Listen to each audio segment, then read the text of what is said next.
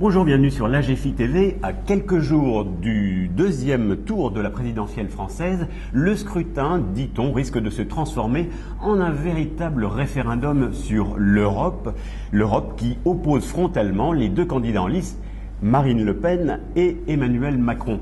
Avec nous pour décrypter ce nouveau scrutin, Bruno Coleman. Bonjour Bruno. Bonjour. Bruno, vous êtes professeur à l'Université de Louvain, membre de l'Académie royale de Belgique et vous venez d'écrire L'euro, une utopie trahie. Il s'agit évidemment d'un livre sur tout ce qui ne va pas en Europe. Seul point peut-être qui réunit les deux candidats, c'est le diagnostic que le fonctionnement n'est pas parfait en Europe. Bruno, que manque-t-il à l'Europe pour améliorer son fonctionnement ? Eh bien, il manque beaucoup de choses à l'Europe. D'abord, une gouvernance correcte, mais dans la zone euro, il manque beaucoup de choses. La monnaie a été façonnée à manière telle que ce soit le capital qui soit protégé.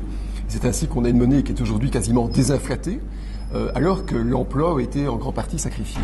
Et les deux candidats à l'élection présidentielle française font un constat de fonctionnement, on va dire, un peu hasardeux, mais en tirent des conséquences, des conclusions différentes. Emmanuel Macron parle de rester bien sûr dans la zone euro, mais tout en admettant un certain déficit public.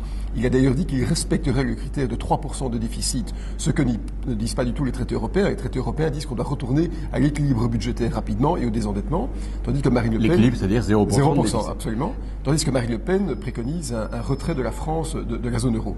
Et donc, le constat d'un fonctionnement, on va dire un peu léger, en tout cas d'un dysfonctionnement, est partagé, mais les causes et les conséquences ne sont, elles, pas du tout partagées, elles sont même opposées.